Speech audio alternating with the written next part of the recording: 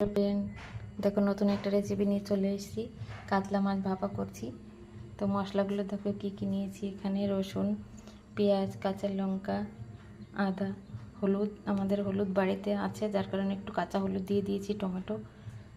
এখানে নুন, হলুদ, ধনের গুঁড়ো, জিরের গুঁড়ো, লঙ্কার গুঁড়ো, আর এখানে আছে গোলমরিচের গুঁড়ো। তো মশলা আজকে এটাই যাবে, এটা বেটে নিই, তারপর আবার দেখাচ্ছি।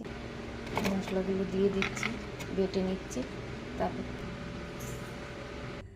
দেখো বন্ধুরা, মশলাটা বেটে নিয়েছি, আর গুঁড়ো মশলাগুলো ওই যে নিয়ে নিয়েছি, ধনে গুঁড়ো, জিরে গুঁড়ো, সব কিছু এখন এক এক করে দিয়ে দেবো।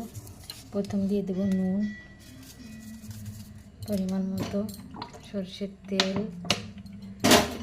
হলুদ,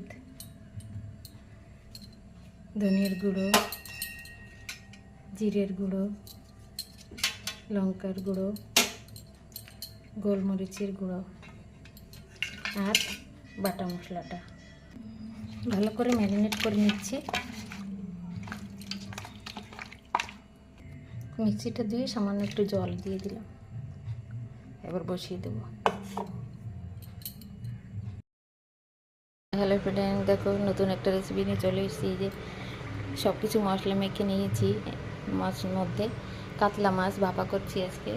এই যে কড়াইতে জল দিয়েছি, স্ট্যান্ড বসিয়ে দিয়েছি। এর মধ্যে আদা, জিরে, পেঁয়াজ, রসুন সব রকম মশলা আছে, শুধু গরম মশলাটা বাদে।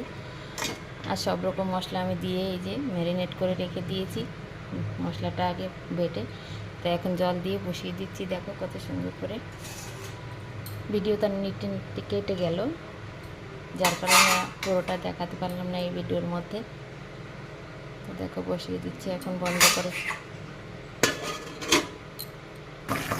কাতলা মাছটা ভাপা হচ্ছে, দেখো কত সুন্দর।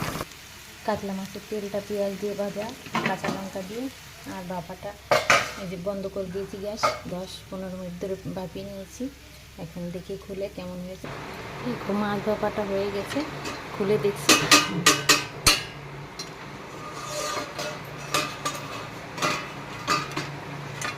কত সুন্দর হয়েছে মাছের ভাপাটা।